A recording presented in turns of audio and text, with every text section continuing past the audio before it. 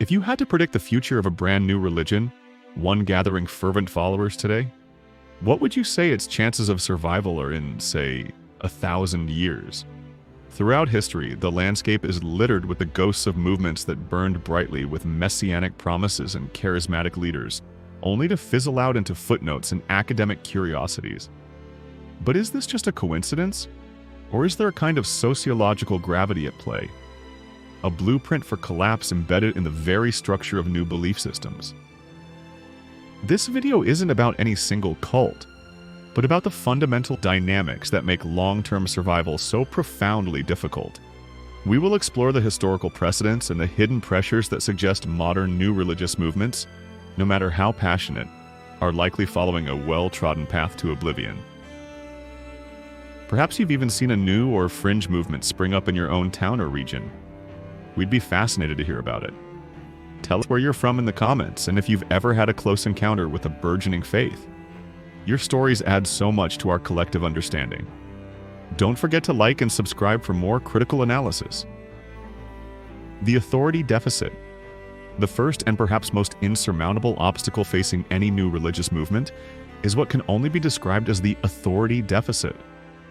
Established religions, the ones we think of as the majors Christianity, Islam, Judaism, Hinduism, Buddhism, don't just have followers, they have the crushing, intimidating weight of history on their side. They are cloaked in what I call the veneer of timelessness. Their origins are so distant, so shrouded in the mists of antiquity, that they cease to be historical events and instead become foundational myths. Who can definitively cross-examine a witness from 2,000 or 3,000 years ago? Who can subpoena the original manuscript of a holy text passed down through 1,000 generations of transcription, translation, and sectarian revision? The very murkiness of their genesis is their greatest strength. It creates a space for faith to flourish where absolute proof cannot tread. The story of Moses receiving the law on Mount Sinai isn't a historical claim to be verified with geological surveys and archaeological digs. It is a sacred narrative existing in a realm beyond falsifiability. It has been repeated for so long by so many that it has achieved a sort of cultural escape velocity, breaking free from the gravitational pull of ordinary evidence. It feels ancient, and therefore, it feels true. Now contrast this with the plight of a new religious movement. Its founder is not a mythic figure, but a contemporary individual. He or she was born in the 20th or 21st century. They have a birth certificate, school records, an ex-spouse, and probably a very awkward high school yearbook photo. They are not a legend whispered down through the ages. They are a person with all the messy, mundane, and often unflattering baggage that personhood entails. Take, for example, Joseph Smith, the founder of Mormonism. He is, by the standards of new religions, one of the most successful progenitors in the last 2 centuries. Yet his life is an open book for historians. We have accounts from his neighbors, records of his early career as a treasure seeker using a seer stone, court documents from his trial for being a disorderly person and an impostor. Believers must perform extraordinary mental gymnastics to reconcile the divinely inspired prophet with the well-documented man who had a habit of marrying the wives of men he'd sent away on missions. The story of finding golden plates and translating them with magical spectacles is a claim that exists in the bright, unforgiving light of the 19th century, not the mythic haze of the ancient Near East. The evidence against his claims is tangible and accessible. Or consider L. Ron Hubbard, the father of Scientology. Before he was the commodore of a fleet of believers cleansing themselves of intergalactic trauma, he was a prolific, if not always celebrated, writer of pulp science fiction. His life is meticulously documented. We have his military records, his letters, his bizarre and contradictory autobiographical claims, and the famous, perhaps apocryphal, quote reportedly said to his peers, "You don't get rich writing science fiction. If you want to get rich, you start a religion." The proximity of the founder is a catastrophic liability. To achieve the apotheosis required of a religious progenitor, to be seen as a conduit for the divine, one must be sanded down by time, polished by generations of hagiography, until all the rough human edges are gone. A new founder has no such luxury. Their flaws are not only visible, They are often amplified by a skeptical media and a public armed with search engines. The potential convert is asked to believe that this flawed, documented, and often charismatic but deeply eccentric individual standing before them has pierced the veil of cosmic reality. It's a much harder sell than believing that someone, thousands of years ago, in a land and time you can barely imagine, did the same. The God of the gaps is a powerful entity. The God of the house next door is just a weird neighbor. This deficit extends beyond the founder. It infects the entire structure of the belief system. Established faiths have inertia. Most people do not choose their religion, they inherit it. It is given to them at birth, woven into the fabric of their family, their community, their cultural identity. To be a Catholic in Italy or a Hindu in India is not an active daily choice for most. It is the default state of being. It is the language of their morality, the rhythm of their holidays, the architecture of their social world. A new religious movement cannot offer this. It cannot offer the comfort of the familiar. Instead, it demands a radical act of rupture. It asks a potential follower to sever ties, not just with their previous beliefs, but often with their family, their culture, and their past. This is a monumental price to pay. It requires a level of dissatisfaction or desperation that is thankfully not the norm. You have to be so profoundly alienated from the world you know that you are willing to burn it all down for a promise whispered by a newcomer. This is why such movements so often prey on the vulnerable, the isolated, and the young, those for whom the existing social structures have already failed. They are not selling a new brand of comfort, they are selling an escape hatch. And escape hatches are, by their nature, for emergencies only.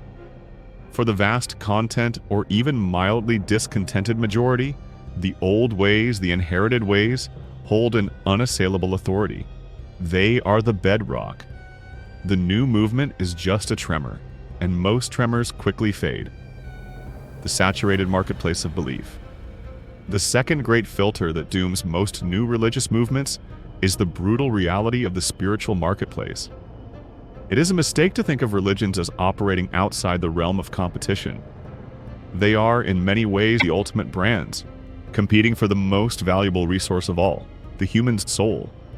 And this marketplace is not a level playing field. It is an arena dominated by a few multinational conglomerates with millennia of brand recognition, global distribution networks, and a fiercely loyal customer base. Christianity has the cross, an instantly recognizable logo more powerful than Apple's Apple. Islam has the Shahada, a creedal statement of such profound simplicity and power that it has anchored a civilization. These are not just religions, they are cultural ecosystems. They come with built-in communities, established moral frameworks, comforting afterlife narratives, and a rich tapestry of art, music, and literature. They are the ultimate legacy brands. So when a new religious movement, let's call it quantum soul weaving, sets up its stall in this crowded marketplace, it faces an immediate and devastating strategic dilemma. It has, broadly speaking, two paths it can take, and both are fraught with peril. The first path is to present itself as a refinement or a true version of an existing faith. It acts as a schism or a reformation. The founder might claim, the Christians have lost their way, but I have the real message of Jesus. Or, the scriptures have been misinterpreted for centuries, but I have the key to their true meaning. This is the path taken by countless movements, from the Mormons claiming to restore the original Christian church, to the Baha'i faith emerging from Shia Islam. The problem with this approach is the question it immediately provokes in the mind of the potential convert. Why is this better than the original? If quantum soul weaving is 90% repurposed Christianity with 10% New Age physics jargon, the potential customer is likely to just stick with the familiar brand they already know. Why trade in your well-understood, socially acceptable faith, with its beautiful cathedrals and established holidays, for a new, slightly weird version that meets in a rented community hall and whose founder has a questionable online history? To succeed as a reform movement, you need more than a new idea. You need a perfect storm of social, political, and technological upheaval. Martin Luther didn't just have 95 theses. He had the printing press to spread his ideas like wildfire and the protection of German princes who were eager to break from the political power of the Pope. Mormonism flourished by trekking into the literal wilderness of the American frontier, creating a geographic and cultural isolation that allowed it to build a society in its own image, far from the prying eyes and violent opposition of the established order. Most new movements have no such luck. They are small schisms, and the history of religion is littered with the corpses of tiny heresies that were either crushed by the parent orthodoxy or simply withered from lack of interest. They are the new Coke of religion, a product that nobody was asking for, a solution to a problem that nobody had. The second path is one of radical novelty. This is where the founder discards the old traditions entirely and claims to have a completely new revelation, a revolutionary truth that upends everything we thought we knew. This is the path of Scientology's Dianetics, Heaven's Gate's extraterrestrial theology, or realism's cloning and aliens narrative. This strategy avoids the problem of direct comparison, but it runs headlong into another, even bigger one: the credibility gap. If a belief system is too strange, too far removed from the cultural consensus, it is immediately branded as a cult. It triggers our innate skepticism and our social alarms. While established religions get a pass for their own extraordinary claims, a talking snake, a resurrected man, a god with the head of an elephant, because those claims are grandfathered in by tradition, the new extraordinary claims are met with ridicule. The story of Xenu, the galactic tyrant, who flew billions of beings to Earth in spacecraft resembling DC-8 airliners, stacked them around volcanoes and blew them up with hydrogen bombs, is, on its face, no more or less bizarre than the story of Noah's Ark. Yet one is a pillar of a multi-billion-dollar global organization that attracts movie stars, while the other is a children's story we tell with a straight face. The only difference is time. The novelty of the radical new faith makes it seem preposterous. It lacks any familiar anchor points. It demands a leap of faith not across a small gap, but across a gaping chasm. This creates a paradox. To attract followers, a new religion must offer something unique and compelling. But the more unique and compelling it is, the more likely it is to be perceived as weird and dangerous, thus repelling the mainstream followers it needs to survive and grow. This is why so many of these movements end up as small, insular, high-commitment groups. They can only attract those who are already on the fringes, those for whom the strangeness is part of the appeal. They are boutique beliefs for a niche market, and that brings us to our next point of reflection. The world is filled with these fascinating niche belief systems, some tiny, some forgotten, each a unique attempt to answer the great questions of existence. What is the most unusual, strange, or radically novel belief system you have ever encountered, either in person or in your reading? Share it in the comments below and tell us why you think it failed to catch on, or perhaps why you're surprised it gained any traction at all. Your examples help us map out this strange and crowded marketplace of the soul. The inevitable succession crisis. Let us assume, for the sake of argument, that a new religious movement overcomes the monumental hurdles we've just discussed. It navigates the treacherous marketplace and somehow establishes a foothold of authority. It carves out a niche, gathers a flock, and begins to grow. It has survived its infancy, but now it faces a trial that is less a matter of external pressure and more a crisis of its own internal structure. It faces the looming, inevitable specter of the founder's mortality. This is the great filter through which very few fledgling faiths pass, the problem of the second act. The vast majority of new religious movements are not built on abstract principles alone. They are built on the foundation of a single, powerful, and overwhelmingly charismatic individual. This founder is the central pillar supporting the entire edifice. They are the source of the revelation, the interpreter of the doctrine, the judge of disputes, and the living embodiment of the faith's ideals. Their personal magnetism, their oratorical power, their unwavering self-belief, these are the forces that bind the community together. Followers are drawn not just to a set of ideas, but to a person. They don't just believe in something, they believe in someone. This is both the movement's greatest asset and its most profound vulnerability. Charisma, by its very nature, is personal. It is non-transferable. It cannot be willed to a successor or codified in a committee.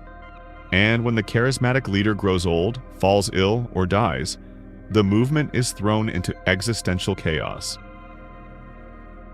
What happens next is a predictable and often catastrophic drama that has played out countless times. The first and most common outcome is schism.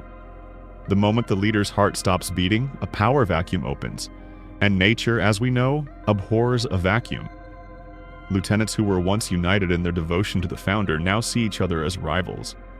Each may claim to be the true inheritor of the mantle, the one who really understood the master's vision. One disciple might emphasize the founder's message of asceticism and discipline, while another champions the message of communal love and ecstatic celebration. Factions form, accusations fly, and the movement shatters into a dozen warring sects, each claiming to be the one true church. The history of Mormonism after the death of Joseph Smith is a textbook example. While the branch led by Brigham Young to Utah became the most successful, a bitter succession crisis gave rise to numerous other factions, like the Reorganized Church of Jesus Christ of Latter-day Saints, now the Community of Christ, which followed Smith's own son. The singular vision fractured into a prism of competing claims. The second outcome, should the movement survive the initial shock, is a slow, creeping death by bureaucracy. This is what the great sociologist Max Weber famously termed the routinization of charisma. The vibrant, dynamic, personal energy of the founder must somehow be translated into a set of stable, repeatable, and impersonal institutions. The prophet's spontaneous pronouncements are replaced by a written legal code. The intimate circle of disciples is replaced by a formal clergy with ranks and salaries. The ecstatic revival meetings are replaced by a predictable weekly liturgy. In essence, the fire of revelation is carefully banked and contained within the cold iron stove of an organization. While this process is necessary for long-term survival, it almost always comes at the cost of the movement's soul. The passion wanes. The sense of urgent, world-changing mission fades into the mundane task of institutional maintenance. The movement stops being a cause and becomes a career. It may persist for years, even decades, as a hollow shell of its former self, but the animating spirit is gone. It no longer inspires radical conversion, it simply manages its dwindling assets. Contrast this with the old guard. Their succession crises happened so long ago they are now the stuff of sacred history. The schism between Sunni and Shia Islam, a succession dispute from the 7th century, is now a foundational reality of the geopolitical landscape. The Catholic Church has weathered the deaths of over 260 popes, relying on the ancient and elaborate machinery of the papal conclave. In these ancient faiths, the institution has long since subsumed the founder. The individual leader is a temporary custodian of a timeless office. But for a new movement, the founder is the office, the institution, and the message all rolled into one. And when that one person is gone, there is often nothing left but a memory, a few disputed texts, and a legacy of broken promises. The unforgiving glare of the modern age. If the challenges of history, competition, and succession were not enough, the new religious movement of the 21st century faces a final, uniquely modern executioner. The unrelenting, unforgiving glare of the information age. The grand religions of antiquity were born and raised in a world of information scarcity. Imagine a prophet in 1st century Judea or 7th century Arabia. News traveled at the speed of a donkey. Claims could be made in one village and would not be challenged by a witness from another village for weeks, if ever. There was no central repository of facts, no instant cross-referencing. Sacred texts could be composed, edited, and discovered over decades or centuries, their authorship and historicity shrouded in a fog of reverence and illiteracy. This environment of informational twilight was the perfect petri dish for faith. It allowed myths to grow, legends to accrete, and contradictions to be smoothed over by time and distance. The God mirage could shimmer persuasively because the air was thick with the haze of the unknown. That world is gone forever. Today, any would-be prophet is born into a panopticon. The internet, our global, collective, and eternally vigilant brain, has fundamentally rewired the conditions for belief. A new religious movement cannot control its own narrative for more than a few minutes. The moment it launches a website, its claims are subjected to immediate, global, and often hostile scrutiny. The founder's assertion of a miraculous healing is met not with awe but with a swarm of skeptics demanding medical records, video evidence, and peer-reviewed analysis. Their new philosophical insight is run through plagiarism checkers and shown to be a clumsy rehash of a dozen older, better thinkers. Every word they have ever written online, every embarrassing photo from their past, every minor contradiction in their public statements is archived, dissected, and weaponized by armies of detractors on forums, blogs, and yes, YouTube channels. Disgruntled former members are no longer isolated voices crying in the wilderness. They have a global megaphone. A single well-written blog post or a tearful video testimonial detailing abuse, financial exploitation, or doctrinal absurdities can go viral, poisoning the well for any potential new recruits. The movement's sacred texts are not allowed to mellow and gain the patina of age. They are immediately annotated on sites like Genius with line-by-line refutations. The controversies section on a movement's Wikipedia page often becomes longer and more detailed than the section on its actual beliefs. This creates an epistemological immune system for our culture. We have developed antibodies against new, unsubstantiated narratives.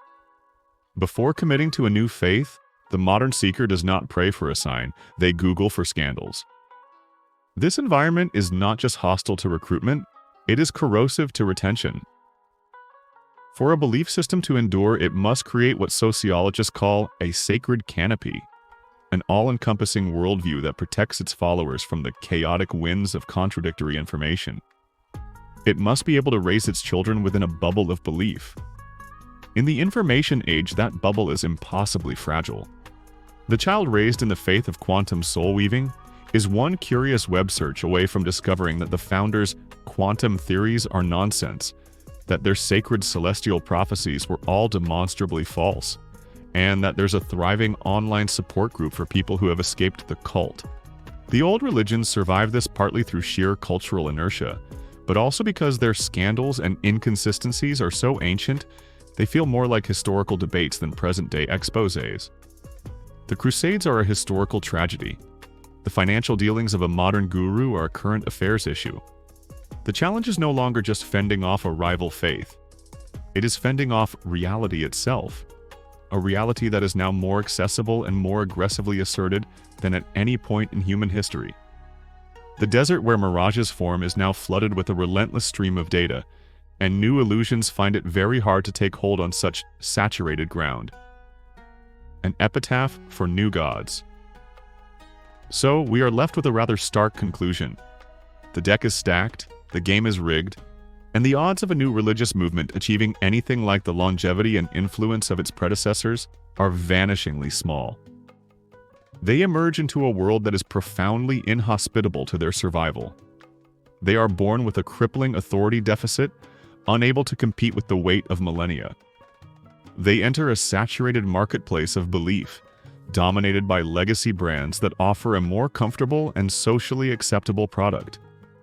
Should they gain a foothold, they face the almost certain implosion of a succession crisis when their mortal founder inevitably departs.